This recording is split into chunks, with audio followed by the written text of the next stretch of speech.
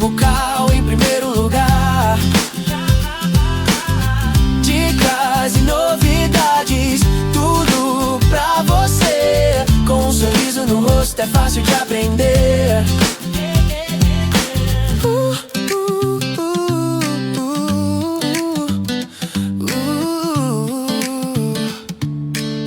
Olá, salve, salve, salve! Estamos aqui mais uma vez para o nosso podcast Papo de Boca.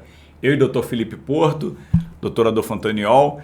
A gente está aqui no episódio 4 agora. Hoje nós vamos trazer um assunto extremamente diferente. Diferente, né? Importante. Que nós, como bucomaxilas, a gente apanha muito e é um assunto relacionado à odontopediatria.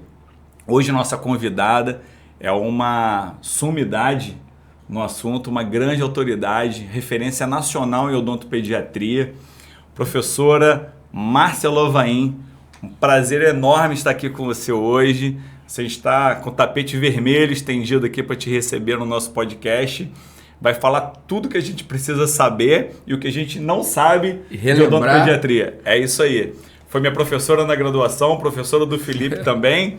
Veio puxar a orelha da gente aqui e falar que a gente tem feito muita besteira. Se a gente está seguindo as regras. É isso aí. Professora Márcia, é um prazer enorme estar com você aqui. Que tá? Bom. Nossa, eu estou super feliz de estar aqui com vocês. Obrigada pelo convite.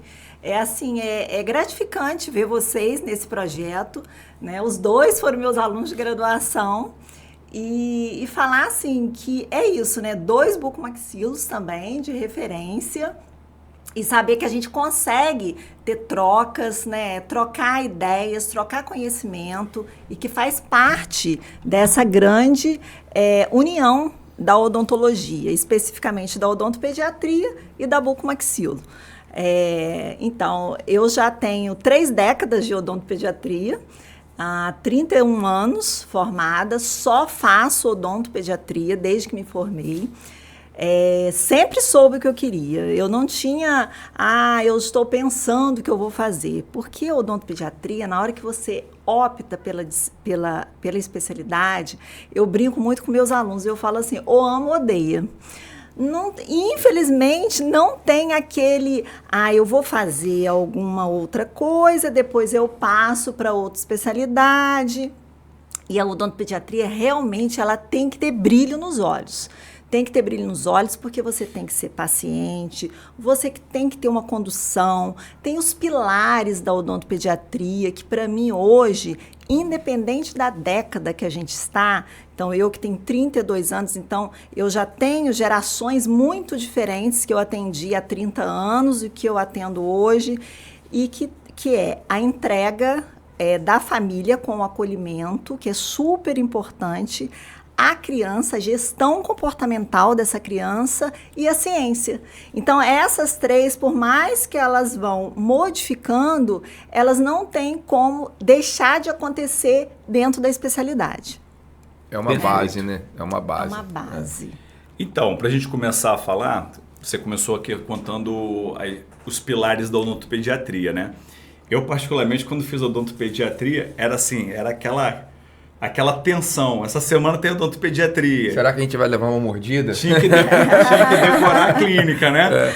Deixar ela num ambiente mais lúdico, ambiente mais fantasioso para a criança poder se sentir num ambiente mais caloroso, né? Que não aquele ambiente frio da clínica. Exatamente. Que remete à dor, a sofrimento, que todo mundo só lembra de dentista na dor, né? E vocês amavam odontopediatria, né? Fala. Sim. Vocês amavam. Foi quase uma especialidade que vocês fizeram. Quase. Mas eu me dediquei porque eu sabia que o que me esperava lá na frente era algo assim tenebroso, né?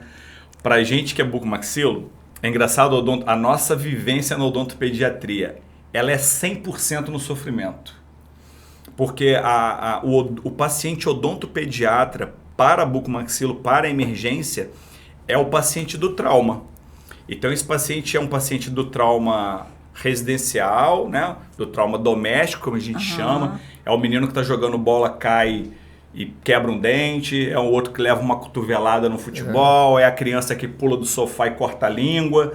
Então, assim, a gente nunca recebe um paciente pediátrico sorrindo. A gente recebe o paciente pediátrico traumatizado. E aí, quando você recebe esse paciente no hospital, tudo piora. Porque você não tem bolinha, você não tem jaleco colorido, você não tem festinha.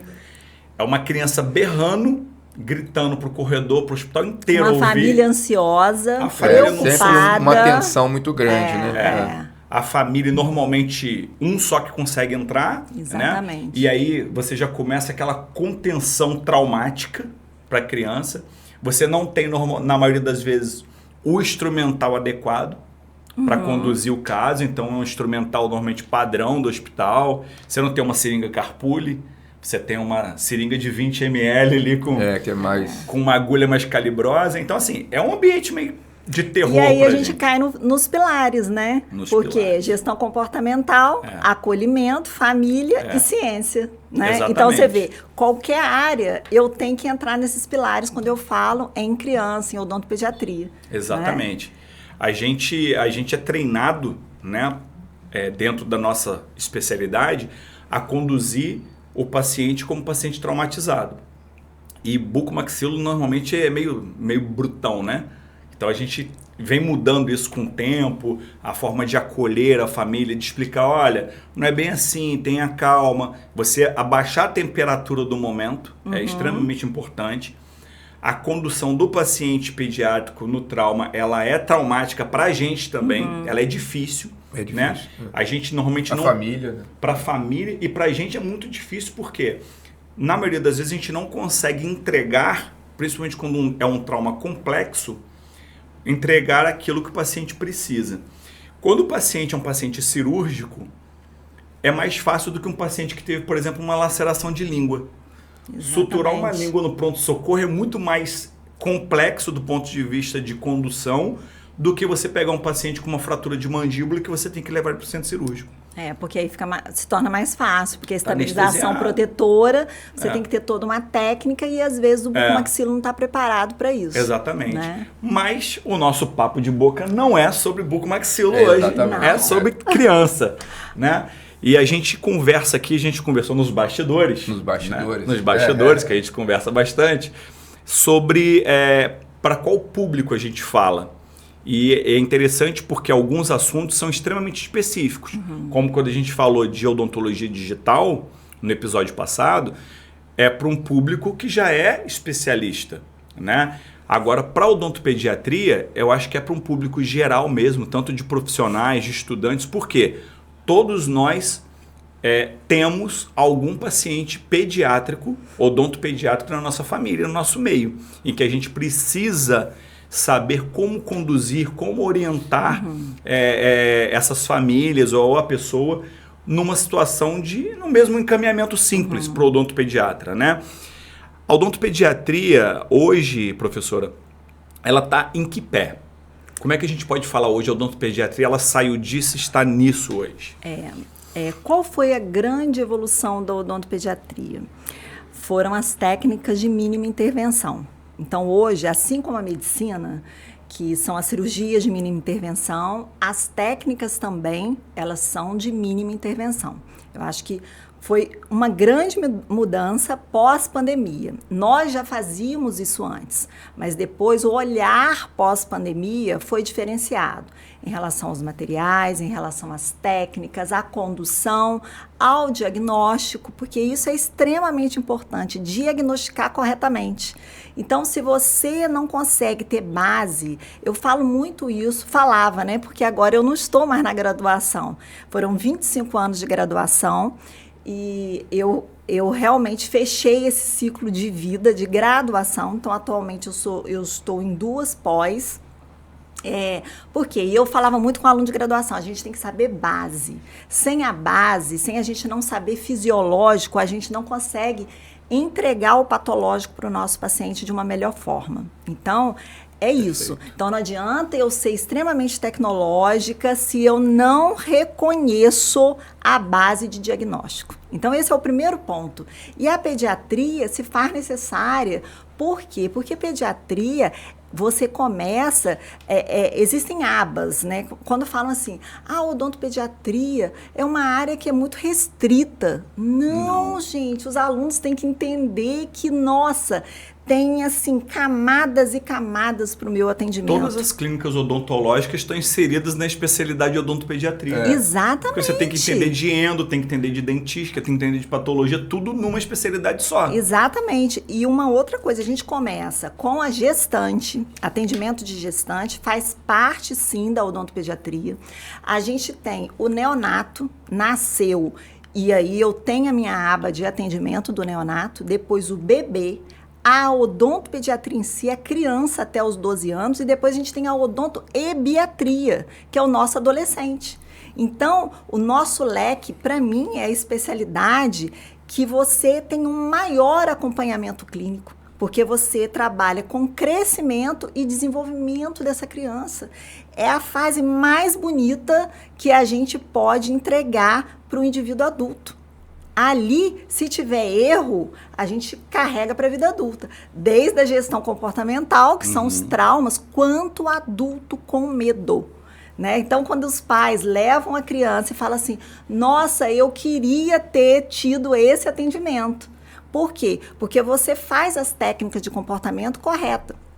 Então, assim, hoje eu falo, eu estudo uma grande parte do meu estudo, porque eu não paro de estudar nem um dia. Eu estudo todos os dias, todos os dias. Quem me conhece sabe que eu leio pelo menos um capítulo todos os dias, porque é uma coisa que eu gosto, é de mim, e eu, na realidade, no passado eu já fiz literatura, então, assim, o livro é algo que me motiva muito. Então, hoje eu estudo muito psicologia.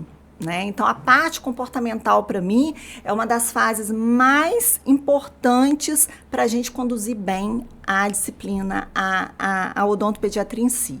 Desde o bebê, desde a grávida até o adolescente. Né? Então, assim, é uma área com muitas camadas. Então, assim, para quem é aluno, eu não sei o que fazer. A odontopediatria hoje nos proporciona, o hospital, ela nos proporciona o home care, para atendimento à criança. Eu não faço, porque eu não tenho tempo. Mas uma pessoa que está começando a odontopediatria é uma especialidade que abre muitos campos, muitas visões, com muita criatividade. Dá para atingir um leque muito grande, né? E o que a gente vê, eu tinha um professor da pós-graduação, né, da residência, e ele falava, a criança não é um adulto pequeno. Né? Então, assim, a gente tem todas as nuances para atender uma criança, né? Desde a parte de medicamento, de dose de medicamento. Né? Então, assim, o que eu vejo hoje como professor da graduação, né, alguns alunos meio que, vou fazer pediatria, mas eu não quero isso mesmo, então eu vou passar rápido por aqui, não vou dar muita atenção. Só que quando chega, às vezes até na disciplina, eu quero fazer cirurgia, aí ele não dá atenção à pediatria. Aí quando chega na cirurgia, como é que você vai atender uma criança? Exatamente. A criança não é um adulto pequeno, então eu vejo que não dá mais para a gente deixar passar despercebido a odontopediatria, mesmo o aluno que não quer fazer a especialidade, que queira fazer outra coisa, mas ele em algum momento da vida dele profissional, ele vai se deparar com a necessidade de ter que atender uma criança. Exatamente. E isso é o tempo todo. E Felipe, uma coisa interessante, como a gente tem dificuldade, por exemplo, um endodontista que atenda a criança. Sim. Então, nós temos pouquíssimos na cidade, né? Por quê? Porque há dificuldade naquele vínculo com o profissional, aquele manejo. Então, assim, todas as áreas estão ligadas à odontopediatria. Então, é importante. E é exatamente, não é adulto em miniatura. A gente tem todos os protocolos ou todas as estratégias de tratamento, quando a gente não tem protocolos, para o atendimento de um público infantil. É muito diferenciado, sabe? É muito diferenciado. E então, evoluiu muito também, né? Porque, assim, quando a gente pensa lá atrás... Eu não, porque como filho de dentista, então era mais fácil. Igual eu faço com a minha filha, levo para o consultório, vão trabalhar comigo. Então o mundo era outro. Mas se a gente pegar há 20 anos atrás, os traumas que as crianças tinham de ir a um dentista era absurdo. E hoje em dia, como que está a evolução Hoje tem memória afetiva. Eu brinco assim, ó, que os meus pacientes, assim, eu já atendo a geração de pais que foram meus pacientes e que hoje levam os filhos. Então, as gerações vão mudando. Então, quando eles chegam, ou os que estão já fazendo faculdade, eles chegam no consultório, porque eles moram fora, vêm uma vez por ano, vão ao dentista. Tia, ainda tem aquela gaveta? Eles falam. Então, assim, a memória afetiva, gente, é aquilo que fica. E é impressionante. Isso realmente gera no odontopediatra, naquele que tem brilho nos olhos, naquele que gosta muito, que você não cansa de trabalhar. Você não escuta, as pessoas perguntam, você não cansa de ouvir choro, de ouvir uma criança gritando? Gente, a gente acaba, não que a gente não dê importância, mas aquilo ali, pra gente, é uma reação normal. O choro é uma dificuldade de qualquer pessoa, de reações. Então, a gente não pode falar, você não pode chorar. Pode chorar sim. Ainda falo com o meu paciente, pode chorar, todos choram, não tem problema. Eu estou com você, mas pode chorar. É tipo no hospital, cala a boca, para de chorar, senão você vai tomar injeção.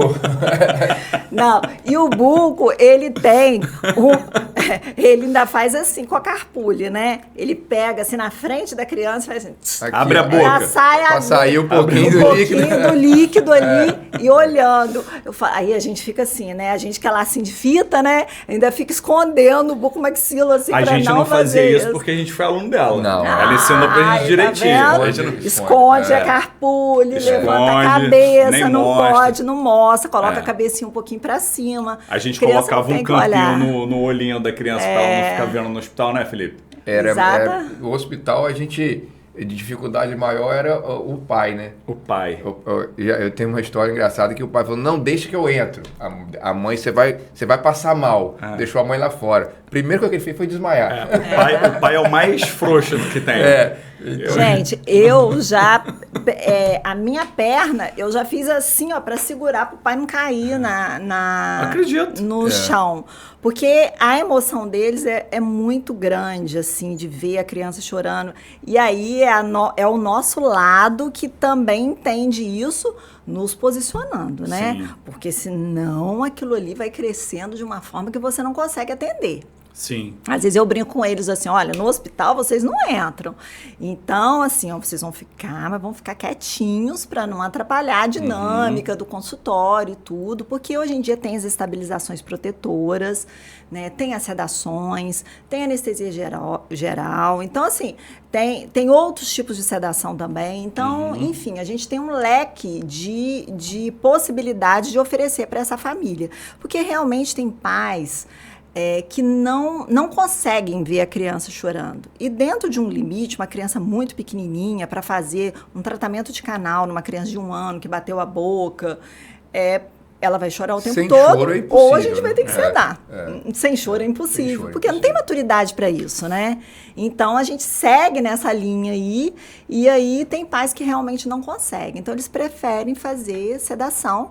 As sedações são diferentes, né? Não é uma que cabe para todos. Isso confunde muito as pessoas na hora que as pessoas procuram, porque elas acham, por exemplo, o cheirinho vai dormir e vai servir para todos. Não é isso. O cheirinho, que é o óxido nitroso, é para tirar a ansiedade dessa criança. Não é uma sedação profunda.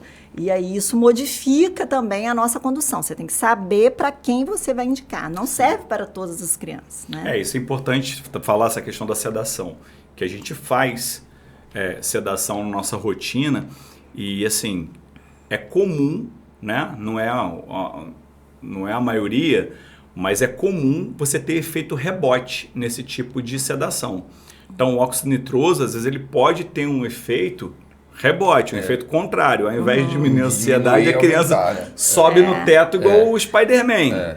Porque às vezes sobe um pouquinho mais, então você não titula aquele nitroso e aí você acaba tendo um pouquinho a mais, né? Então tem que ter muito cuidado nessa titulação do nitroso para você, de você ter, de fazer habilitação, com habilitado. Você tem que ter todo um contexto, não é simplesmente chegar lá e colocar o gásinho e tá tudo certo, né? Então, assim, esse cuidado, os alunos alunos também têm que entender, né? E a gente tem que ter muito cuidado hoje, eu falo muito com eles, gente, a gente não aprende nada sem estar presencial, em algumas condições, em alguns cursos. Lógico que você tendo uma experiência, o EAD hoje é uma oportunidade, né, para você estar mundialmente conectado, mas nem tudo dá para ser EAD. Não dá. Tem que ser presencial. Tem que botar a mão Tem na que colocar massa, na né? massa. A nossa profissão, É mão. ela é mão, É. né? Então, assim, não dá para ficar à distância, não dá só para ficar no Instagram e achar que sabe no raso. Exatamente. Né? Então, assim, eu percebo que as pessoas estão aprendendo muito de forma superficial. Um oceano de conhecimento, né, com um palmo de fundura, né? Exatamente. É isso. Uma Sabe de poça tudo, d'água. Você sabe de tudo, mas... E a gente fica bem preocupado com isso, né? A gente que tem aí uma estrada, uma trajetória, e que nós somos da base mesmo da odontologia, a gente fica bem preocupado em relação a isso, né? Essa superficialidade do conhecimento. Né? E isso parece que está se tornando uma epidemia do meio acadêmico. Né? O meio acadêmico hoje, eu também sou professor de pós-graduação e de graduação, antigamente havia um abismo entre a formação na universidade pública e na universidade privada, na maioria delas. Obviamente que a gente tem universidades privadas, escolas privadas de excelência, né? Mas Sim.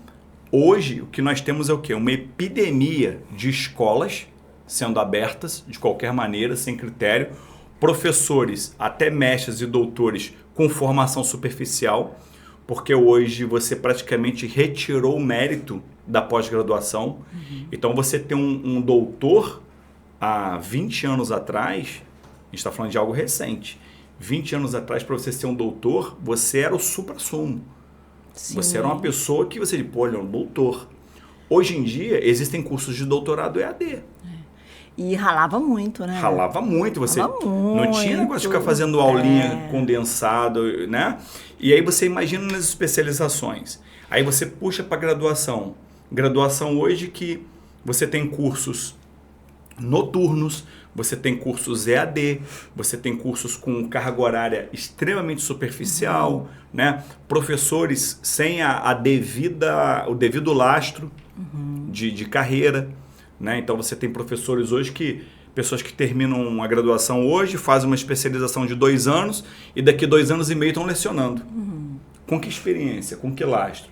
E aí você começa a criar uma epidemia de uma cadeia muito, muito difícil.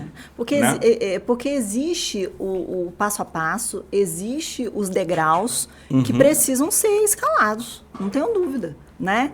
De conhecimento ali, para passar esse conhecimento para esse aluno de graduação, de pós, né? Então, assim, não dá para... Não teria como ter essa possibilidade de abrir demais, né? Exatamente.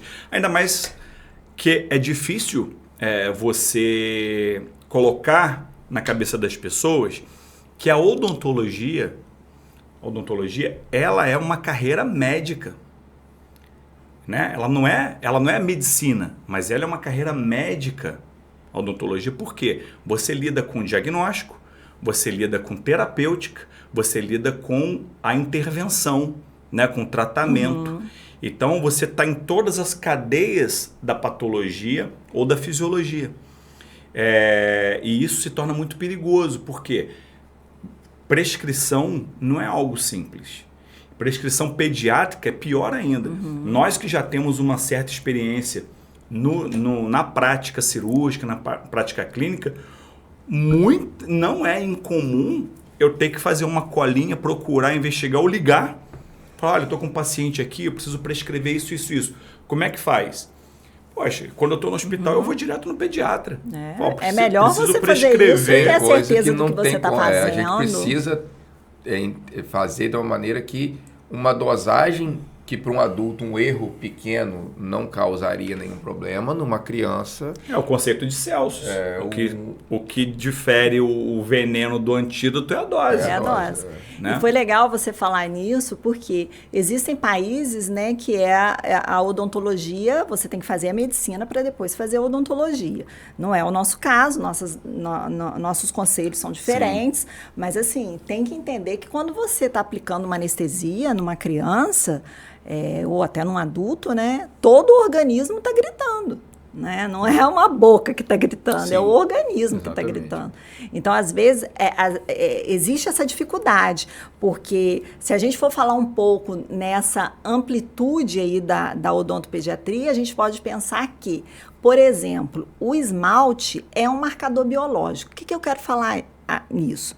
Por exemplo, quando eu tenho uma mancha no esmalte, não é localizado. Alguma coisa aconteceu para eu ter esses manchamentos no meu organismo e que veio refletir na boca, na condição bucal e outras patologias também, que primeiro começa na boca e depois vai pipocar aí uma outra patologia sistêmica nessa criança. Então, hoje o esmalte é um marcador biológico. Eu tenho uma história que é interessante, que foi até um caso da especialização aqui da Associação Brasileira de Odontologia.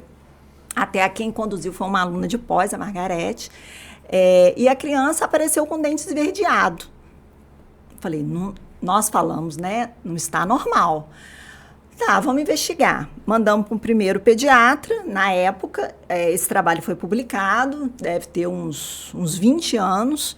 E a pediatra falou, não tem nada a ver dente com a parte sistêmica. Então tá, a gente também, não conformado, vamos para outro pediatra, que gosta mais de trabalhar com a parte de estudo, vamos investigar. Essa criança estava com uma condição hepática extremamente alterada.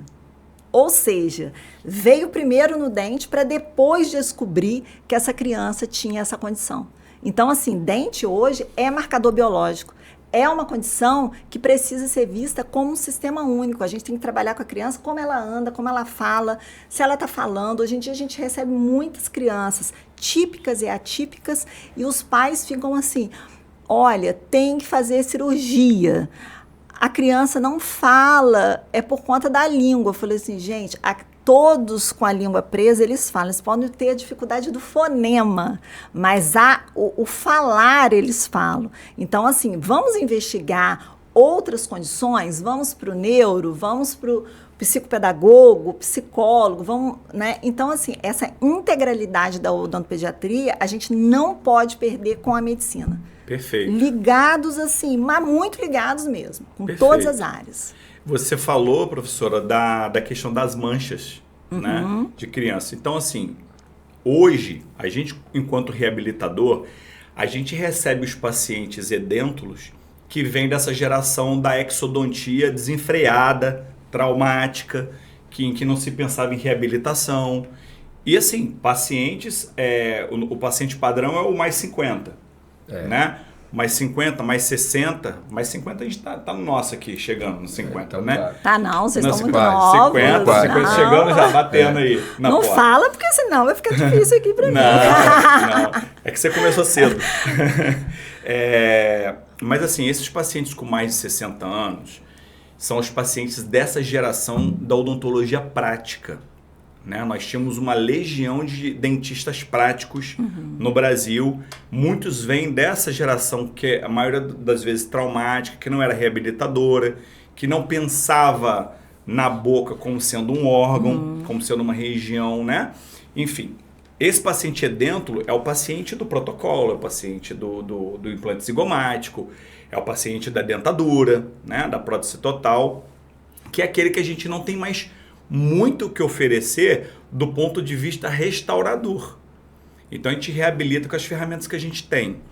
A minha geração é uma geração em que os pais já começavam a levar os filhos nos dentistas.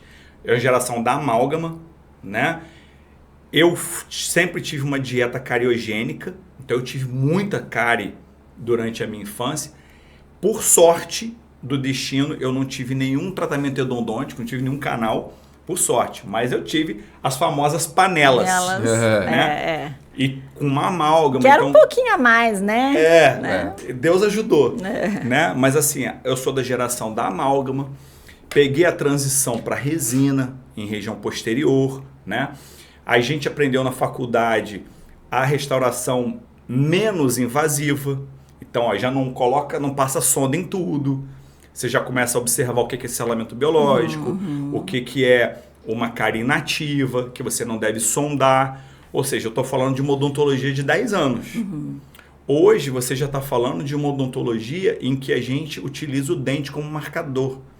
em que a cárie não necessariamente é aquele buraco preto ou marrom, em que a cárie começa a ver a partir de uma manchinha no dente. Fala um pouquinho pra gente sobre isso, sobre a importância desse diagnóstico diferencial e da maneira como a gente deve conduzir isso. Vamos sim. Então, o que acontece? Esse passado aí de manchas, quando a gente faz um diagnóstico no consultório de manchas que não são manchas de lesão de cárie, porque a mancha, a mancha da cárie, ela começa realmente com uma mancha, mas ela é diferente de uma mancha de defeito de desenvolvimento do esmalte, que aconteceu lá, que é esse marcador biológico que eu falo. Então, assim, se não souber o que é uma e o que é o defeito de esmalte, o que vai acontecer? Eu vou fazer sobretratamento nessa criança. Então, eu posso pegar uma broca desnecessariamente e tirar aquele esmalte. E uma vez aquele esmalte rompido, eu nunca mais recupero. Vai ser restauração para sempre. Né? Então, é essa a importância da gente reconhecer manchamentos, né? Para a gente não destruir. E os pais falam assim, nossa, quando você me explicou isso, eu tinha esse tipo de mancha, mas meus dentes foram todos restaurados. Mas por quê? Porque era aquela era black, aquela era do amálgama, e que realmente tinha tanta lesão cariosa que não aparecia mancha. Não dava tempo, né, de chegar na mancha. Não dava tempo a chegar a mancha, porque aquilo ali ficava tudo em cima, então era tudo confundido, achava que mancha era um buraco, né? Que a cárie era um buraco. E aí ficava tudo no mesmo balaio. E a gente hoje sabe que não é assim, né? E o próprio Black, né, que era um grande pesquisador, que foi importante para a gente, hoje não se vale mais, mas a gente tem que pensar que as pessoas do passado são muito importantes para a nossa ciência, da evolução. O caminho, né? E ele já falava, logo chegará o dia, isso em 1800, que nós estaremos mais na prática preventiva do que na restauradora, quando conhecermos a etiologia e a patogenia da doença cárie. E é exatamente o que a gente está vivendo hoje. Nós conhecemos. E é aí que faz toda a diferença para a gente preservar a estrutura de esmalte. Você tem uma criança de 6 anos de idade, você pegar uma broca e tirar a estrutura de esmalte, esse esmalte vai ficar fraco para sempre, gente.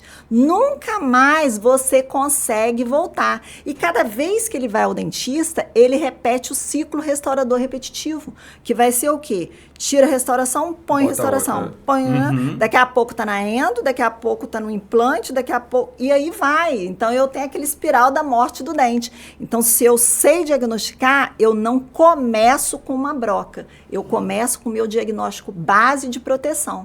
Perfeito. Eu trouxe até uma imagem de que eu acho que de repente seria interessante, de uma mancha para as pessoas entenderem, até para os alunos, né, que ainda não conseguem entender o que é uma mancha de cárie.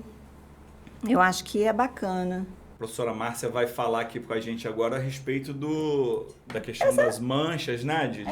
E como a gente está recebendo as nossas crianças nessa geração, que eu já comentei em relação a essas crianças típicas, atípicas, né? Nós temos, existe a especialidade para pacientes com deficiência, existe uma especialidade, mas a odontopediatria, ela acolhe muito bem também, sabe? Essas crianças. Abraçou todo esse campo, né? E a gente normalmente faz muitos cursos relacionados a essas crianças atípicas. A gente sempre está bem ligado. Então, olha, é uma condição que é uma criança de 2 anos de idade com todos os dentes cariados, né?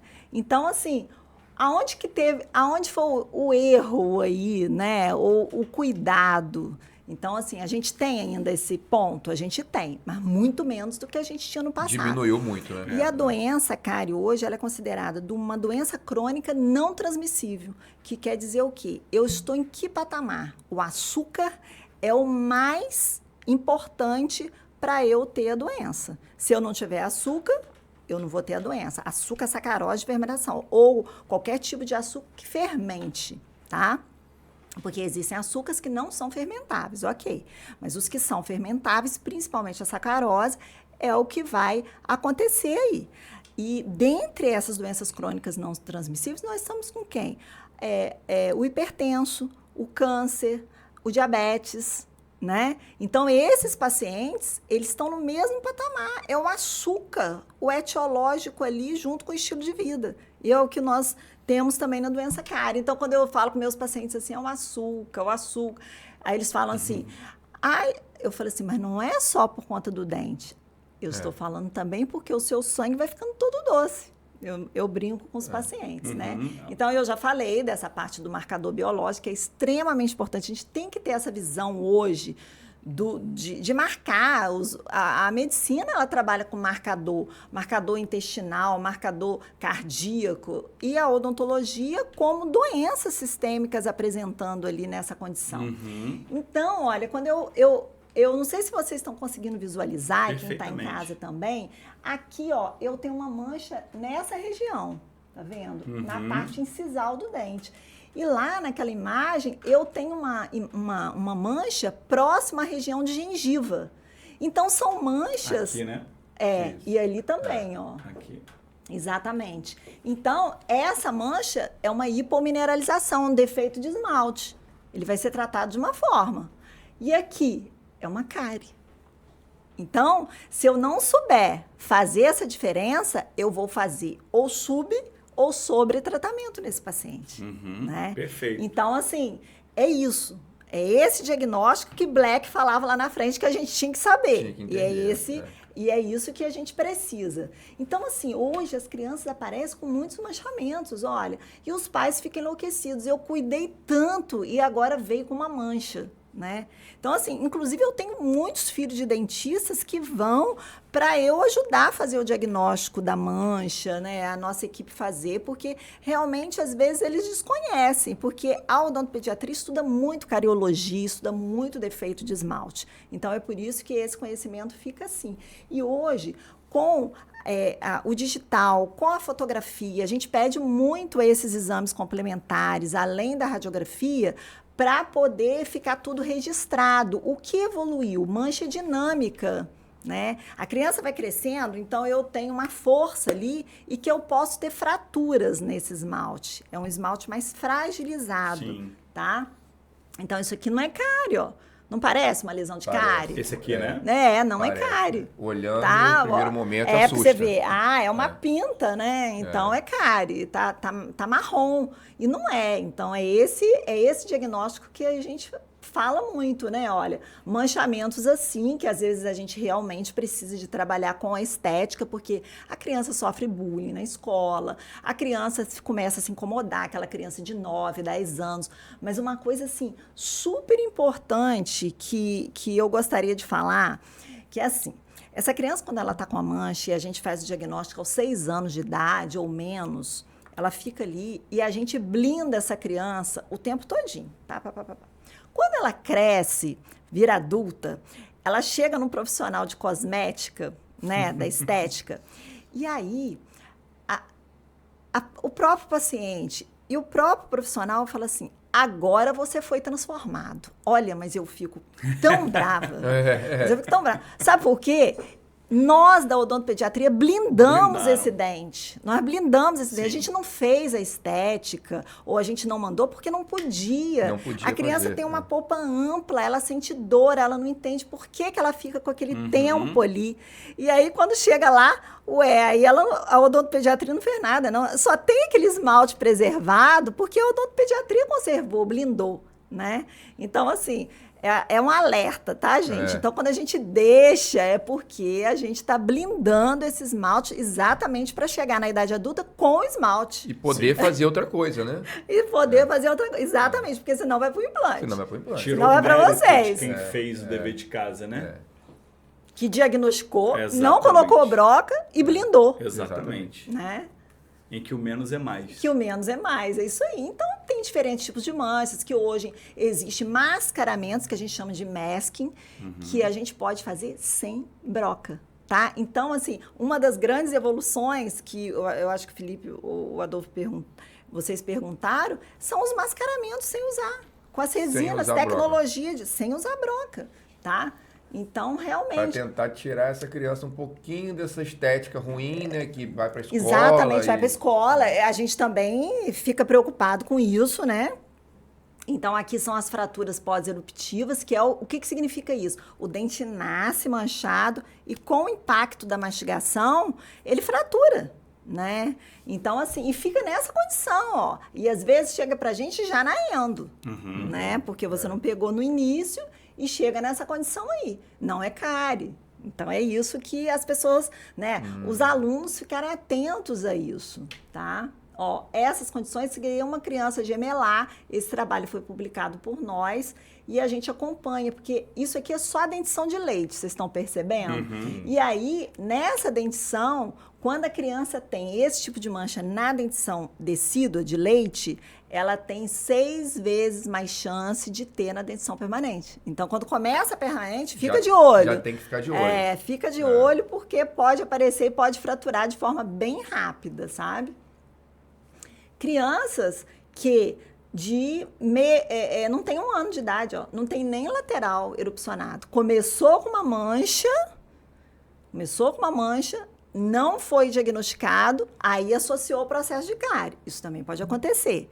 Então, eu tenho a mancha, facilitou a abertura ali da lesão de cárie, e aí você tem que aí restaurar e tudo. Então, hoje em dia, a gente já faz as reabilitações na criança também, no bebê. Adolfo perguntou, o que é feito? Em que idade tem que levar? A partir do momento que a criança começa os primeiros dentes, já pode levar ao odontopediatra. A orientação para, você falou das diferentes fases, né? A orientação, por exemplo, para gestante e para o neonato, qual é a intervenção, a participação do odontopediatra nessas fases? Assim, ó, a gestante, ela vai ter uma orientação de quando a criança nascer, qual a condução. Hoje em dia, quando a criança nasce, ela está edêntula, sem dente, não é preconizado a higienização, tá? Porque antes a gente fazia higienização com gás. A recomendação atual não é fazer essa higienização, por quê? Porque você acaba tirando aquela mucosa protetora, aquele epitélio protetor. Então, você abre portas para os fungos, né? Para uma candidíase. Então, não é para fazer nenhum tipo de higienização. A não ser assim, isso eu acho que é bem... Não estava mais... Não estava no script. Eu acho que vocês aprenderam para fazer higienização. Com gás. Vou falar com a minha irmã, minha sobrinha nasceu todo tempo aí. Tira Não gás. é para fazer. Você já deu outra recomendação. Tem que lavar. Não faz exatamente por essa mucosa protetora, principalmente se o aleitamento for materno exclusivo. Certo. Tá? Então, essa é uma outra indicação. E os pacientes antes do dente, eles vão muito hoje em dia por conta das alterações de língua, por conta da amamentação, que hoje também abriu uma porta aí que perigosa. Controversa, né? Mas assim, a gente sabe da importância, porque as funções orais do bebê, elas são extremamente importantes. Quando a gente tem uma anquiloglossia real, que você avaliou, que você teve uma boa condução, é necessário fazer a cirurgia, ok. Mas a gente sabe também que tem que ter cuidado, porque existem grandes sobreindicações. Né? A gente sabe disso. Esse é um ponto extremamente importante, talvez seja um ponto de dúvida da maior parte dos pais e que a gente precisa pontuar bem. Eu trabalhava recentemente num serviço de bucomaxilo de um hospital público e um dos meus dias era de ambulatório da cirurgia de língua, de bebês, de atendimento de neonatos. E o que acontece? O paciente ele vinha encaminhado pela fono, ou pela pediatria, ou por ambos, e eram 9 em 10 pacientes com indicação de frenotomia. E aí a gente pega, faz o teste e observa que o paciente não tem anquiloglossia. Que o que ele tem é o freno lingual fisiológico, que os pais falam assim, mas ele tem um freio. Mas é óbvio que ele tem freio. Todos nós temos freio, né? Todo mundo tem freio. Isso aqui fica aqui, lei número 1. Todo mundo tem freio lingual. Todo mundo nasce com freio lingual. Isso é o ponto 1 que eu acho que é passivo nessa... Ponto pacífico nessa mesa, né? Mas quando é indicada a frenotomia? Quando ele apresenta alguma disfunção de língua em função desse tracionamento do freio. a posição ectópica desse freio, É. né? Então, por exemplo, você faz o teste de língua no bebê. O bebê expõe a língua até o limite, ele nunca vai colocar uma língua no queixo. Não tem... Vem lá, coloca a língua no queixo, bota a língua no céu da boca. O bebê ele tem uma posição normal, até pelo próprio comprimento da língua dele, na boca. Mas assim, expôs, faz aquela asa de gaivota que a gente chama, né? Aquela dobradura, ou aquela O eversão freio tá na da língua. ponta da língua. Que ponta inverte a né? ponta para dentro. Porque na suar a realidade língua você alta. está falando na forma anatômica, né? É. Só que existe a parte funcional. Por Exatamente. isso que freio, eu falo muito quando os pais ligam desesperados. Preciso marcar, preciso agendar. E aquele desespero, porque é um desespero, né? Mãe de primeira viagem, então. Porque não tá mamando. Gente, mas o leite não teve nem a apojadura do leite, que é a descida do leite. A criança ainda não conseguiu mamar. Então, gente, muito cuidado com isso. A criança não conseguiu mamar, ainda não tem isso, não tem que sair fazendo a cirurgia. Exatamente. Pode ter calma. Cirurgia de freio não é uma cirurgia. Não é urgência. Urgência. Não é Não é urgência. urgência. Não é. E assim, aí eu converso, eu mesma gosto de conversar com esse paciente até para acalmar e deixar eles mais tranquilos em relação ao tempo de espera. É um neonato, acabou de nascer. Você Já vai vai submeter anestesiar, ele. porque não existe piquezinho, né? Isso também é uma outra questão que a gente fica enlouquecido. Não existe piquezinho, existe a cirurgia que você está fazendo com anestesia, acabou de nascer. Então, assim, às vezes não fez nem o teste do pezinho, os pais estão querendo fazer cirurgia. Não, vão calma, deixa fazer o teste do pezinho primeiro, vão ver se tem algum resultado diferente do que estaria dentro da normalidade, então, sabe? Esses conhecimentos são extremamente importantes. Tá? Hoje também existe a questão de uma... Eu não vou falar um termo até que eu falo nos bastidores, mas existe hoje um comércio da frenotomia laser. Primeiro ponto, né? A frenotomia laser sendo colocada para o neonato. Sim. Que traz repercussões gravíssimas para essa criança na vida adulta, na adolescência. A remoção em excesso do freio, mesmo quando indicada, ela traz consequências graves para esse indivíduo nas fases seguintes da sua vida. A língua tem um papel importantíssimo no desenvolvimento da maxila, né? Então, um paciente que vai ter um desenvolvimento ósseo da cavidade oral prejudicado em função de um excesso de frenotomia, isso é obtido muitas vezes com a frenotomia laser. A frenotomia a frio, como a gente fala ali com a tesoura, com a íris, Ou com a lâmina, ou com a lâmina de bisturi, né? Mais eficiente e menos invasiva, né? Parece ao Muito mais contrário, mas eficiente. não. Cicatrização, Você tem um controle né? maior. Aí é aquilo que Hoje tem os grandes questionamentos, né? As linhas de pesquisa também, né? Ali é um viés complexo, né? Eu acho que isso cabe até um outro episódio. Discutir sobre frenotomia. Eu acho. Né? E existem os profissionais também, né? Que às vezes a gente conduz para fono, conduz para osteopatia pediátrica, que às vezes o bebê precisa de estruturar essa função oral e não fazer a cirurgia. Exatamente. Né? Então, é esse cuidado que a gente tem que ter. Exatamente. Né? É muito bom. Acho que foi bom abrir esse parênteses a respeito do freio. Sim, da isso também não frenotomia, é que caro. tá banalizado. Foi. Eu vou passar isso aqui. Esse aqui é um trabalho que a gente faz em relação à pinta no dente. Essa é a série 1. Eu acabei, junto com esse grupo, não desenvolvendo o 2, mas fala sobre manchas. Aqui fala uma mancha específica que chama hipomineralização de molar incisivo, que é HMI. Né? Então, assim, essa sigla mesmo, HMI. Então, a gente tem, ela fica no YouTube, sabe? E acesso para todos, e os pais gostam, porque em vez de ter um livro físico, eu mando para eles. Quando a criança tem, eu já vou e mando para eles isso daí. É legal, sabe? E aí, assim, né? Vocês, como bucomaxilos, eu trouxe um pouquinho uma conversa para a gente ter. Eu não sei o nosso tempo aí, tá? Porque eu falo um pouquinho. A gente pode fazer 2 partes desse episódio, né, Fred? Coitado do Fred, né, gente? Fazer 2 partes, parte 1 e parte 2, porque realmente o assunto É um assunto muito extenso, né? É, Tem então, muita coisa assim, para ser abordada. Porque se a gente for falar de trauma, né? E todo mundo gosta de saber de trauma na dentição desse Toda criança cai. Toda criança cai, ninguém pode amarrar no pé da mesa, É. né? É memória de infância, gente. Quem não tem uma cicatriz Eu no passei por isso joelho... com a no minha queixo. filha caiu da rede. Olha isso. Deve ter uns 2 anos atrás, na casa da minha mãe, na praia, eu fiquei desesperado. Olha isso, bucomaxilo desesperado, Os né, dentes gente? destruíram, já eram umas 5 e poucas, 6 horas. Eu fiquei desesperado, minha esposa, calma, coloca o dente no lugar.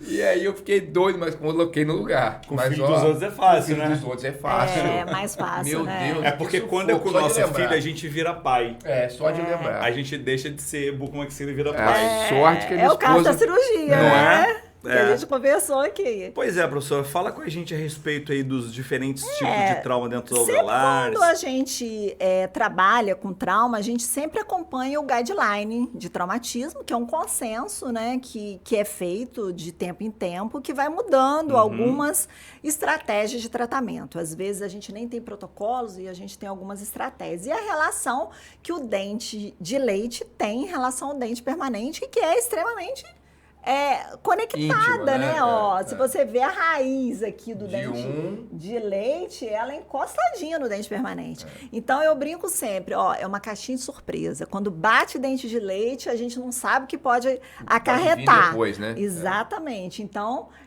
a gente tem uma fratura de coroa e raiz, que normalmente acontece muito bebezinho. Sabe, aquela criança está começando a andar, a cabeça é um pouco maior do que o corpo e vai naquele desequilíbrio. E aí, pá, e quebra tudo. E aí, tem jeito? Dificilmente a gente tem jeito numa fratura corono-radicular na dentição decídua. E aí, é aquele contexto todo da família, com toda razão, é onde a gente entra com o acolhimento, onde a gente entra com a gestão comportamental, aí, voltando e a ciência, o que eu faço? Sem esse dentinho, O que eu vou fazer com esse dente? Vamos colocar um mantenedor de espaço, mas é muito pequena, e não tem segundo molar, vamos guardar, enfim. Toda uma história de acompanhamento. Agora, uma vez traumatizado, acompanhamento até a troca do dente permanente. Né? Então, isso daí é algo que a gente tem que deixar bem claro. As dilacerações, hoje, o laser... Quase não aparece. Quase, né? Quase não aparece. É raro. Muito, né? comum, né? Talvez seja o mais comum, né? As dilacerações, né? Que na realidade é laceração, não é dilaceração, tá, gente? Então, assim, só fazendo uma correção, batida, fica roxo. E o laser de baixa potência aí entra muito bem, né? Ajuda muito bem. Quem tem, quem é interessante. E a gente associa muito, né? O próprio dente com as alterações de mucosa, né? Vocês veem muito isso, né? O próprio dente corta o lábio, né? O próprio dente A corta o queda. lábio, exatamente, né? E às Corta a vezes língua, o dente até entra, né? E Que aí é fica um também... pedacinho ali, né? Olha, isso aqui é um bebê, ó. O dente inferior lacerou a gengiva A superior, gengiva. né? E será que não vai acontecer nada nesse dente, nesse dente descido Que de tá leite vindo que está ali. aí? Não sei, é uma caixinha de surpresa, temos que acompanhar. Então, E esse assim, acompanhamento é feito de quanto tempo? então, normalmente, qual é o protocolo de acordo com o guideline? De acordo com o tipo de trauma. Então, um trauma desse erupcionou, vamos ver se alterou cor. Tá? Então, é importante, alteração de cor por conta do trauma, os pais ficam bem apreensivos. E Ansioso não pra ver o que vai necessariamente acontecer. alterou cor no dente de leite, é sinal que tem que fazer um canal. Né? Normalmente, às vezes a gente chega prescrito para a gente, dente alterou cor, favor realizar o tratamento endodôntico. Você está definindo sua conduta ainda. Aí eu falo assim, aí você tem que explicar. Normalmente eu ligo para o profissional, eu gosto Vamos de fazer esperar um isso pouquinho. só porque nem sempre é essa conduta, né? Então, assim, esse cuidado que a gente tem que ter. Isso aí é A avulsão, né? Isso eu acho super importante porque a avulsão em dente de leite não se reimplanta. Sim. Tá? Não se reimplanta. Porque antes se reimplantava. E hoje não se Eu reimplanta. nunca reimplantei. Eu aprendi com a minha odontopediatra que tipo de acamal, Infelizmente, às vezes a gente até quer, mas assim, não reimplanta por quê? Na hora que eu faço o reimplante, eu posso afetar o permanente. Então, no custo-benefício, é melhor deixar assim, e essa é a condução que o protocolo recomenda. Descontaminar, lavar bem, fazer medicação, todo o contexto alimentar, né, que anotar a gente faz. É importante também, né, professora? Perfeito. Anotar e tem a isso. caderneta também, né, que se os pais são mais atentos, né, é uma orientação que a gente poderia fazer aqui, sempre está anotando na caderneta de vacinação que tem agora a parte odontológica, não é isso que vocês observaram também? Isso. Caiu, bateu, fez um trauma dentário, anota ali, né? O que aconteceu, sabe, a data, pra como saber. foi, Como porque foi. o pai sabe relatar, olha, Isso. é uma coisa que pai e mãe, às vezes, eles conseguem relatar assim, ó, sangrou um pouquinho. Eu já sei que já mudou alguma coisa do meu diagnóstico. Então, essas características são importantes. E sabe uma coisa que, assim, eu não sei se vocês já atentaram para isso, é a batida aqui, ó.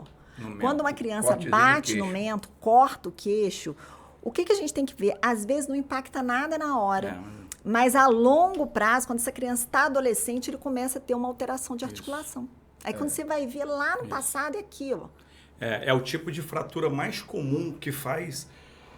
É o tipo de trauma mais comum que faz uma fratura chamada fratura em galho verde, né? Em côndilo mandibular. A criança, é muito comum nesse tipo de trauma fazer fratura em galho verde. Porque o osso dele é um osso muito mole. Então, ele não vai fraturar como um adulto, partir o osso. Ele vai amassar o osso. Então, essa fratura em galho verde, a gente precisa acompanhar durante toda a vida da criança. Por quê?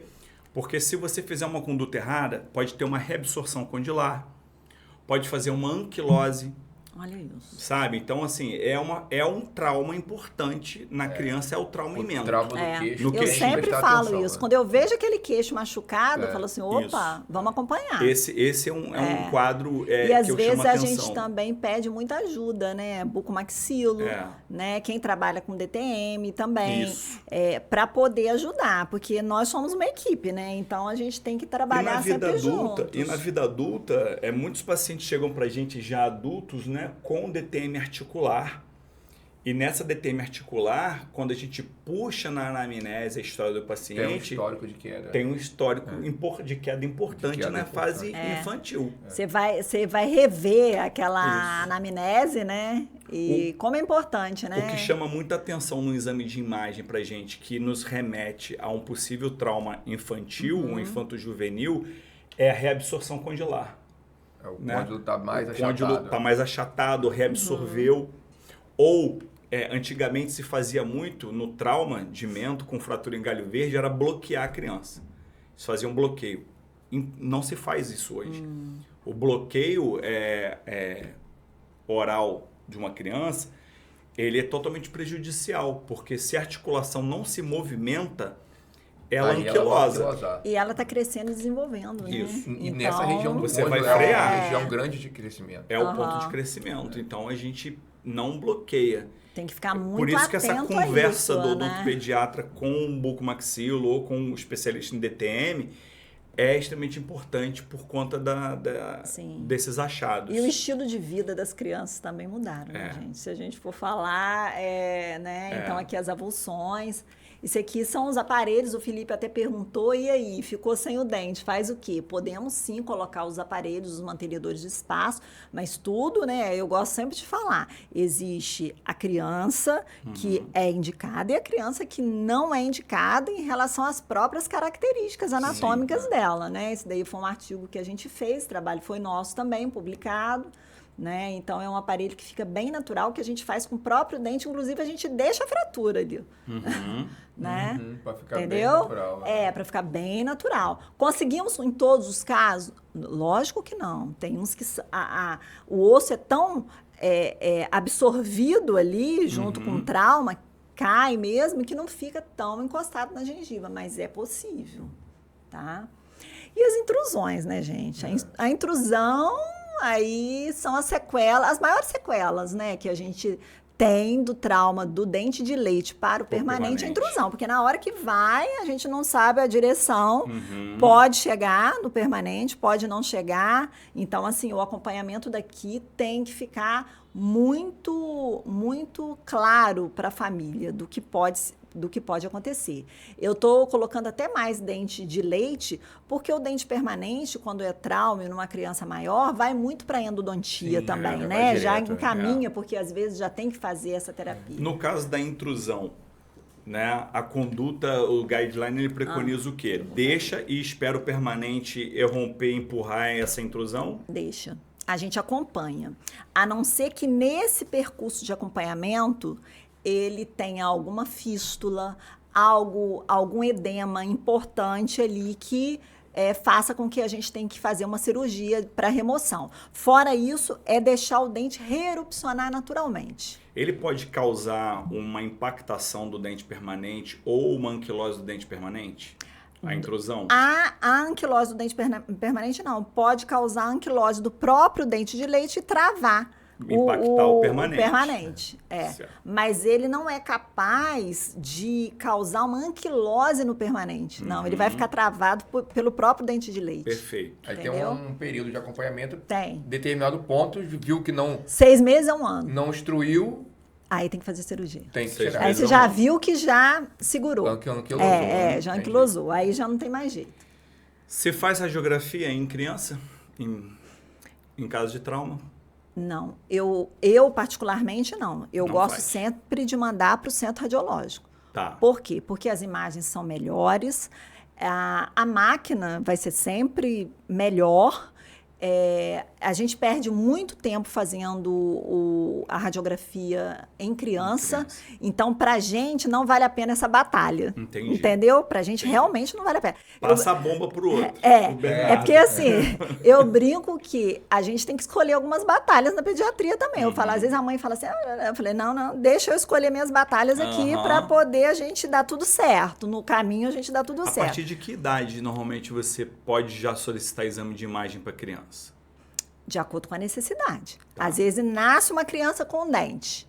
Eu já tenho que fazer uma radiografia, com toda a proteção. Né? Então, o bebezinho já pode fazer. Já pode fazer. Mas a gente evita o máximo só em condições patológicas, alterações. Uma criança com 3 anos que ainda não erupcionou dente nenhum. Né? Então, assim, condições que me levem a radiografar. Porque senão a gente cai no sobretratamento e a gente não quer isso para nossa criança. Perfeito. Né? E as condições que a gente tem. E, assim, os centros radiológicos nos dão um retorno muito bom, né? E, assim, eu gosto desse retorno. A gente tem laudo, né? Então, é importante. Aqui é com vocês, né? Eu sempre falo, ó, uma condição assim, eu falo com os pais, ó, vamos acompanhar? Não vamos suturar. O que vocês acham? Não tá tão profundo assim. Não tá tão profundo, né? Se chegar no hospital vai depender muito do meu humor e da hora. Não, todo vai ser muito bom. Agora, para fazer, tem que fazer eu tenho que laçar, né? Não tem como. Você tem que anestesiar a língua, laçar. Porque se você não laçar, você não chega. A mobilidade você não chega, né? Realmente. Não existe criança a laceração. E sabe onde acontece muito isso? Na hora que está no pula-pula. Na hora que pula e volta, morde a língua. É uma coisa impressionante. Como pula-pula acontece a laceração. Aqui foi também no pula-pula, porque é dificílimo a gente achar uma fratura de molar em criança. Dificílimo. O próprio eixo da fratura indica, né, trauma de vetor vertical. Exatamente, porque a gente tem, né, a direção, a frequência e a intensidade daquele tipo de trauma. E aí, né, gente, a relação, né, falar sempre com os pais das sequelas que isso tem que acontecer, de acompanhamento das sequelas, o que pode acontecer, a alteração de cor, que deixa eles muito preocupados. E a gente realmente tem que fazer a endodontia. Pode ser que faça? Pode, se tiver lesão ou uma fístula, que é uma alteração, né, de infecção, aí tem que fazer endodontia. E os pais ficam, vai precisar de fazer o canal? Vamos acompanhar para a gente ver. Né? A caixinha de surpresa do trauma. Pode acontecer. Tá? eu posso ter um caso, né, de alteração de esmalte, que é uma hipoplasia, né, um caso de intrusão do dente de leite, quando veio o permanente, veio nessa sequela, tá? Por isso que é importante acompanhar, né? Como é que chama aquela classificação de Nolan? Como é que é? Classificação de Nolan, né? A classificação de Nolan é aquela classificação de raiz, Como é que né? tá o germe, né? Como é que tá a quantidade de raiz formada, né? E que conduz a gente para várias situações clínicas, né? Olha esse dente. Tá vendo? Bateu tudo aí, vocês arrasaram na pediatria, né? Na época da graduação. E aí, ó, dente também com hipoplasia. Todos os pacientes com necessidades trauma. especiais vocês colocavam para eu atender. É mesmo? Lembra daquela família lá de Itaperuna? Uma senhora que vocês assistiam, que ela tinha... Sim, três filhos. 3 filhos especiais. Com autismo. 3 filhos. Com E espectro. 2 eram gêmeos, não era? Eram 3 gêmeos, não, né? trigêmeos. 3 gêmeos. Os 3 autistas. Aí eu era o sorteado da vez, toda vez. A gente aprendeu. Não, e aí a gente queria colocar a prova, né? E a gente fazia, né? Porque às vezes aquele aluno que não gosta muito, gosta um pouco, a gente fala assim, não, ele vai atender esse aqui, né? Nós somos boazinhas, né? Ela e a professora Ângela. A gente gosta, né? A gente gosta dos alunos e a gente vai mandando. Olha, gente, essa é a nossa equipe que a gente trabalha, né, nos cursos de pós. Barato, né? E a gente trabalha nesse processo. Eu falo sempre, a odontopediatria, ela nasceu para ser em equipe, né? Então, hoje, nas minhas sedações, eu faço com outro profissional, Juliana. Tanto sedação, a gente tem a Seda Kids. A gente faz também a parte cirúrgica também com outro profissional, com ela, com a odontopediatra, e quando precisa com uma enfermeira neonatal. A gente gosta desse suporte ao neonato, é muito importante. E nos cursos, né, a ABO, a Associação Brasileira de Odontologia aqui em Campos, tem o nosso curso de pós-graduação, coordenado pela professora Maria Lúcia Petrucci. Lá em Niterói, o INCO, eu sou da unidade de Niterói, já fui de Copacabana e hoje eu fico na unidade de Niterói, coordenando o curso de especialização de odontopediatria também.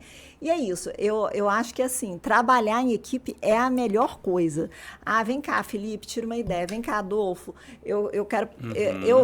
Eu tenho isso. A interface sempre é muito boa. Sabe, porque a gente aprende muito, cada conversa, cada troca de figurinha, eu falo assim, isso daí... faz parte do nosso crescimento, né? E a gente não para de crescer nunca, né? É para sempre. Verdade. Enquanto você está no mercado, enquanto você pode oferecer para o seu paciente aquela condição, eu tenho que oferecer o meu melhor. Perfeito. Eu não posso ser mais ou menos. Perfeito. Né? Com certeza. Eu sou a favor disso. Então, assim, as equipes, elas vieram para isso, né? Verdade. E é isso. Aonde que nós queremos chegar, né? Dentes funcionais ao longo da vida do indivíduo. A gente ficar idoso, eu brinco com as minhas crianças, olha só, tá vendo esse molar aqui? Ensino para eles, mostro no espelho. Esse molar aqui, quando você tiver 100 anos, porque a gente vai chegar lá, né? Com 100 anos, né? Vamos chegar com 100 anos. Com dente funcionando, né? Então, é esse o processo. A pediatria, ela vem daqui, né, da base, para chegar lá no idoso bem, né? Então, assim... Esse o caminho, né? Eu não sei se eu falei demais. Não, né, tá gente? ótimo. Sua apresentação foi ótima, mas antes da gente terminar, eu preciso te perguntar algo, porque senão vão puxar minha orelha. Me conta. A respeito de escovação, que a gente não falou. Vamos embora. Vamos falar de escovação. Como é que é feita a escovação, a questão do creme dental, do percentual de flúor. Isso é uma dúvida muito corriqueira, do tipo de escova e tipo de creme dental. Eu queria que você falasse um pouquinho pra gente rápido, pra gente concluir, senão eles vão puxar a minha orelha depois. Não, vamos embora. Não, eu continuo. Eu só fico preocupada com o tempo, porque por mim eu vou falando aqui, tá bem. Não, a gente vai pedir uma quentinha e a gente continua. E a gente continua, né? Porque por enquanto só água, né? Por enquanto. Quer mais? Não, tá tudo ótimo. Então, escovação. Antes, a gente fazia a gente tinha diferentes técnicas de escovação. Hoje em dia, a gente deixa muito, por exemplo, crianças menores, é o vai e vem, que a gente Vai, vem mesmo, aquela escovação tradicional. Quando a criança é um pouco maior, a gente tenta fazer uma varredura, ensinar a fazer essa varredura. Mas eu falo assim, ó, time que está ganhando não se mexe. Se a gengiva está saudável, se está com placa desestruturada, se está tudo bem, se não tem lesão, se não tem lesão inicial, se não tem lesão severa, deixa a criança escovar daquela forma. Não tem por que a gente fazer modificação. Escova compatível com o tamanho da cavidade. E existem escovas diferentes para algumas situações. Tá usando o aparelho, sabe? Então, assim, escovas específicas, às vezes, para essa condição, mais compatível com o tamanho da cavidade da criança. Então, faz diferença se é de bichinho, ou se é retinha e tal, ou influencia? A de bichinho vai ser para dentição decídua. Quando eu começo com a dentição mista, a gente já tem que começar a fazer essa modificação. Eu vejo que as crianças, nessa transição, elas gostam de ficar com a de bichinho ali. Mas aí ela já está com molar permanente. Aí essa escova já não... Tem que chegar lá atrás. Tem que chegar lá atrás. A gente já pode escolher uma unitufo também para associar 2 escovas para poder ajudar, né? E a gente pode fazer isso no público também, porque a gente pega uma escova mais barata, o que a gente ganha pelo SUS, a gente corta e faz uma escova unitufo, que é aquela pequenininha, né? Porque eu nem falei, mas eu acabo permeando ali no institucional, na clínica privada e no público. E o que diferencia a gente, na realidade, é a estrutura, mas a pessoa é a mesma em qualquer lugar. E a gente dá a mesma orientação, sabe? A gente coordena da mesma forma, né? Você atua no CEL ainda? Eu atuo no CEL. No CEL da né? prefeitura. Que você me manda, me encaminha, né? As cartinhas da odontopediatria, de trauma, Felipe também. A gente e aí encaminha chega, pra quem lá, entende, né? Aí é do Ferreira, né, gente? É do Ferreira. Você tá indo embora, mas tá chegando. Mas é isso, né? Mas faz parte, a gente atende com muito amor, muito carinho e assim, é tudo muito bem-vindo. Então, vocês podem continuar que não tem problema nenhum. Em relação ao creme dental, hoje a recomendação tanto da Associação Brasileira de Odontopediatria, Associação Brasileira de Pediatria, é o creme dental com flúor, desde que a dosagem esteja correta. Então, crianças que não sabem cuspir 2 vezes ao dia com um carocinho de arroz cru, é aquele risquinho que coloca. Eu, normalmente, mostro para a mãe como que é, porque quando você fala esse risquinho, ela sempre coloca um pouco mais. Aí a dosagem faz diferença. Entendi. Tá? Um creme dental normal. O creme dental pode ser de criança, pode ser de adulto, desde que tenha 1.100 ppm de flúor. Então, todo creme dental na composição, ele vem lá. 1.100 são essas letrinhas, parte por milhão, ppm de flúor. Então, é isso que os pais têm que reconhecer. Tá? Ficando maior, a gente vai aumentando um pouquinho mais, mas não precisa ser aquelas propagandas antigas da Colinos que fazia assim, até um rabinho no creme dental, vocês lembram disso? Colinos.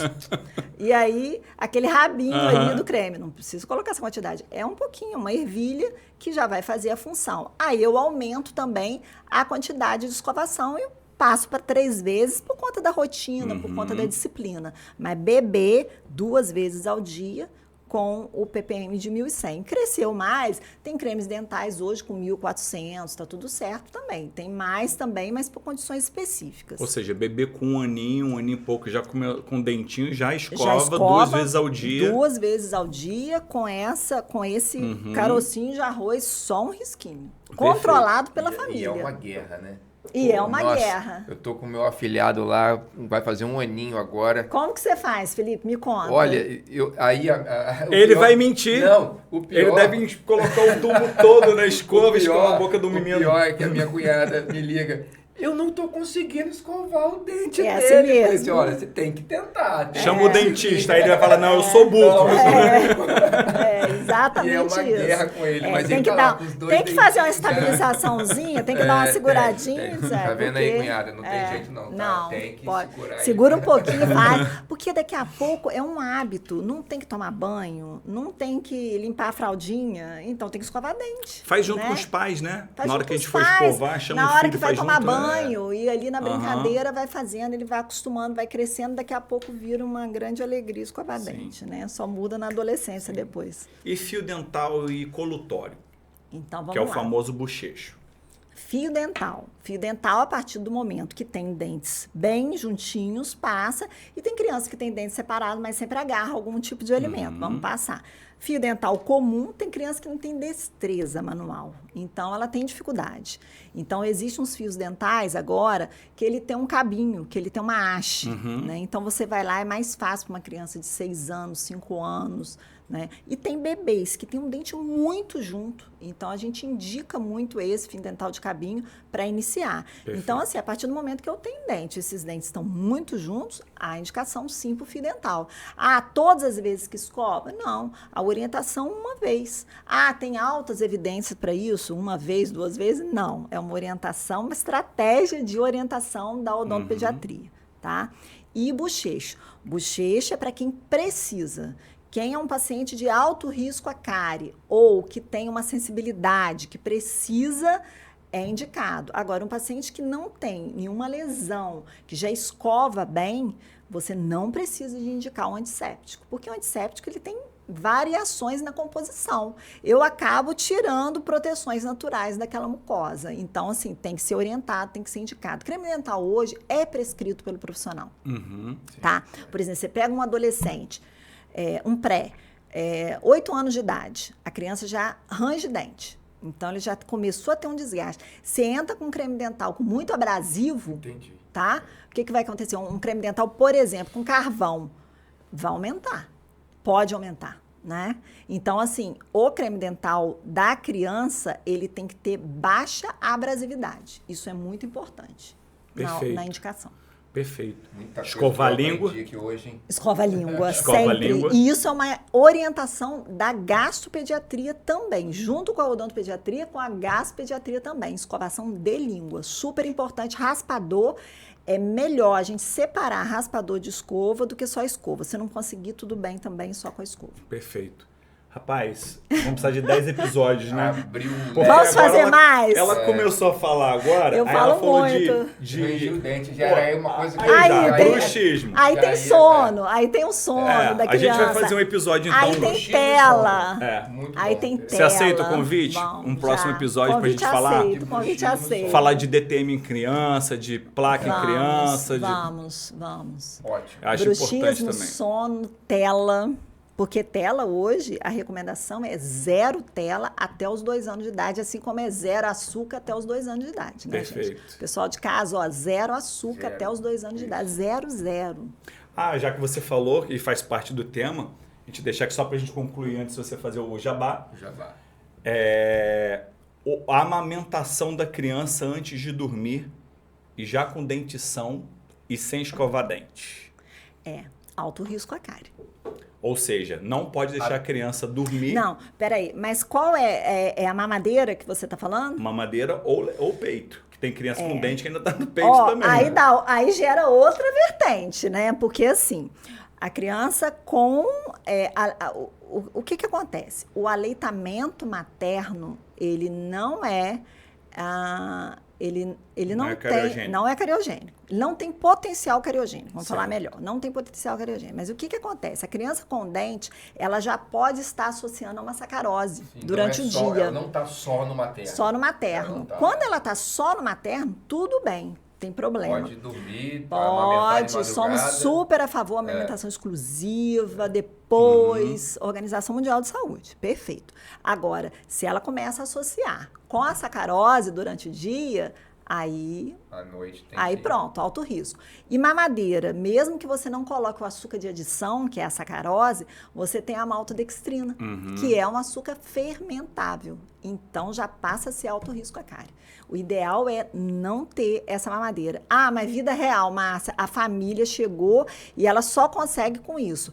Tenta com uma gaze fazer uma higienização com água mesmo para Pra poder limpar, desorganizar. para dar uma desorganizada naquela mamada. Perfeito. Perfeito. Tá? Momento Bom, merchandising. Um grande prazer, foi um momento Não, rapaz. interessantíssimo. Momento merchan. Merchan, E eu né? tenho que Senão falar a gente fica sem patrocinador. Tem que falar um pouquinho do Isso é patrocinador. importante. Vamos falar da ABO, Associação Brasileira de Odontologia. Nós estamos também aqui com do curso de pediatria. Olha, né? o curso está lá, né? Tá lá o curso de Bombando, pós-graduação, bombando. Especialização em odontopediatria, e temos a especialização em implante também. Tem o curso de cirurgia de extração de siso. Então, para o aluno que está terminando, aí está no 10º período, ou para quem já se formou e está pensando numa especialização, a BO de campus, sua especialização em odontopediatria, especialização em implante, e temos o curso de cirurgia oral. Perfeito. E para quem está querendo fazer um curso de cirurgias maiores de implante, implantes zigomáticos, nós temos a cirurgia avançada, a Porto Surgery, que é o meu curso de cirurgia avançada, que é a cirurgia de implante zigomático, para quem já é especialista em implante, já faz implantes dentários e quer evoluir na técnica para reabilitação de maxilas atróficas, o curso da Porto Surgery Train, que é cirurgia de zigomático. E nós lá da AB+ Odontologia Humanizada, a gente tem uma pegada de abraçamos todas as especialidades, estamos de braços abertos para vocês que necessitam de tratamento odontológico. E a doutora Márcia Louvain tem a sua clínica ali no edifício Medical Center, não é isso? Sim, sim. Tem a Seda Kids. Louvain Macedo. Louvain Macedo. E é assim, sempre um prazer receber vocês, né? Adolfo já foi lá. Minha de filha vez em tá quando lá, né? vai lá, Minha né? filha- Luísa minha é minha filha paciente. tá lá. Luísa é minha paciente. E é sempre uma alegria, né? Ela fala, papai, adora um doce. Aqui, ó, tem que entregar. Ela né? não, né? Papai adora um doce, né? E aqui, ó, a clínica mandou pra vocês. Ai, obrigado. Pra vocês tomarem um café. Obrigado. Eu já dei pro Fred, porque o Fred merece também, Sim. porque tá ali ajudando Aí, a gente Fred, até obrigado. essa hora. Né, Fred? Ajudando a gente aqui. Fred, nosso diretor Olha, aqui, ó.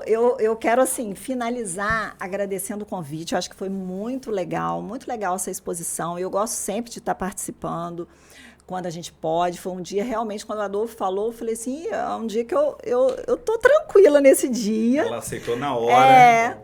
E assim, gente, é muito bacana essa ideia de vocês. Vocês como meus alunos, né? E quando a gente é professor, a gente está professor naquele momento, mas saber que outras gerações seguiram um caminho brilhante, né? Eu fico tão feliz com isso, assim, de coração mesmo, né? Brilho nos olhos, porque apesar de não ser da odontopediatria, mas você vê como que as coisas se completam, né? Então, assim, que 2026 a gente consegue conectar mais, com mais profissionais, com mais união, né? Um Natal muito feliz para vocês. E que esse podcast aqui, né, seja com muito brilhantismo na carreira de vocês também. Obrigado. Que ele vire um papo de bocas. Vai ser muito bom, sim. Que bom. Vamos assistir. A gente que agradece aqui Likes, imensamente. né? Lembra dos likes. Compartilhar, levar informação. Like, Lembre-se que odontopediatria tem muita prevenção. E a melhor prevenção é a informação. Isso aí. Leve informação para aqueles que precisam, tá? Muito obrigado, professora Márcia. Foi um prazer enorme te ter aqui pela primeira vez. Vamos ter outras, né, Felipe? Vamos fazer outras Várias discussões. vezes. Acho que vai ser bem legal. Sem dúvida. Agradecer aqui ao Fred, nosso diretor do D2 Studios. D2 Studios tem uma estrutura maravilhosa que vocês estão vendo aqui para o podcast. Quem quiser fazer seu podcast ou sua apresentação, procura o Fred aqui que ele vai dar a melhor opção para vocês, tá? Então, muito obrigado mais uma vez. Prazer enorme, bom. tá? Prazer. Vejo pouco vocês, mas assim, Mas a gente foi se uma fala, alegria né? esse encontro, Isso aí. né? Pessoal, desejando a vocês então um 2026 maravilhoso, muito sucesso, muita saúde a todos, saúde bucal a todos, tá? Em 2026 a gente vai estar aqui firmes e fortes, continuando o nosso projeto do Papo de Boca, levando informação para você, tá bom? Um abraço e até o próximo episódio. Vai lá, Felipão. Grande abraço, um bom ano novo, 2026, de muita saúde e muita felicidade. Até o próximo. É isso aí, um abraço.